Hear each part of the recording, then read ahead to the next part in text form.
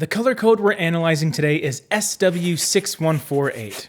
The SW stands for Sherwin-Williams, and the name of the color is wool skein. Welcome back to Color Code, where we crack the code on color selection. What you can expect from me in this video is some details on this color specifically, but also some interesting color pairings that I've chosen to go alongside it. So let's not waste any more time. Wool skein is a combination of gray, beige, and a little bit of brown. You could interpret it as a combination of taupe and greige, which is kind of the made-up term to describe a color that is gray and beige mixed together. What you end up having here is a decently warm mid-tone neutral that has a bit of red to give it a brownish coloration. But as the color family gets darker and you start looking at some of its neighbors, you can start to see a little more of a green undertone coming through.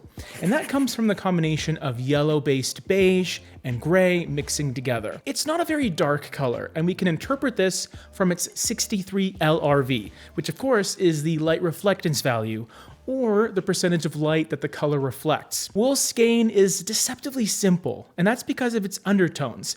In some lighting, it could appear pretty beigey, but in other cases, that green can come through more noticeably. I would strongly encourage the use of a mighty board to determine how your personal lighting and all your fixtures will impact this color. Mighty boards are awesome paintable testing boards that will give you more confidence in your ultimate choice. I'll leave their information down below if you want some for yourself. The four color pairings that I've picked include a light, a medium, and a dark color, as well as an off-white that you can use on your trim, for example, or your baseboards, whatever you want. Anything that you want painted white, use my off-white recommendation at the end of the video. We'll start with the light color pairing here, which has a nearly identical amount of darkness, sitting at a 62 LRV, and it's a color called Modern Gray, color code SW7632. The word modern can mean a ton of different things in the world of paint colors, and I guess gray can as well. But I sort of see modern gray as gray that's been modernized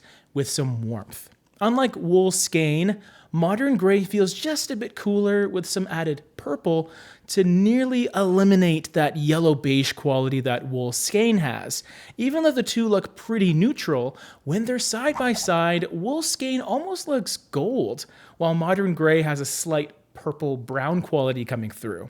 It's an example of taking fundamentally similar colors and exploiting their differences. They can work quite nicely in the same area, or if you want a slightly different feel in adjacent rooms, these are great choices. Way to toot my own horn. Great choice, James! I guess I'll let my fellow paint people be the judge of that. The mid-tone color has much more of an apparent color hue to it. It's called Willow Tree, SW7741, and this one feels interesting to me because it seems pretty cool for a sage green, but it still has just a hint of yellow within it to prevent it from getting too minty. Its LRV is 41, so I will say that it's on the darker side of mid-tone colors, but it's such a beautiful, rich color on its own that just goes so well with the other two. I don't mind getting a bit darker in this case. Because of that hint of warmth, you can use it in areas like family rooms or living rooms without having to worry about them feeling overly dark and cold, at least in my eyes. The dark color pairing I've gone with is called Roycroft Pewter, SW2848.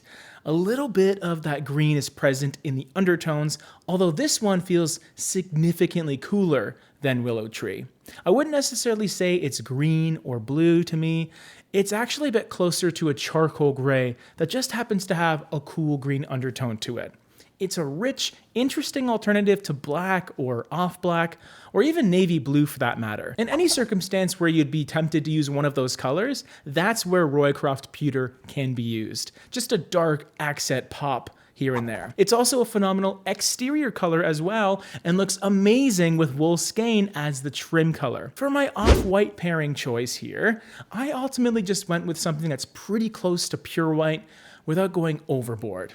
It's called Extra White, SW7006, and to be honest, it is one of the more cooler white paints that exist, but it's not like it has a large amount of blue or anything. If any coolness was visible, it would come a bit more from green rather than blue, which would tie into all the other colors we mentioned today quite nicely. In practicality, you won't really see much green, especially when you use it on trim and baseboards. It's just going to look like a fresh, crisp white paint color that will help leave your home with really defined edges all on your woodwork. But definitely one of my favorite neutrals by Sherwin-Williams lately is the one we talked about earlier, Modern Gray. If you wanted some more color options that can go alongside that one, you can check out a review right over here where we talk all about it. I believe I did pick a different off-white in that video because the overall color scheme was a bit more warm leaning.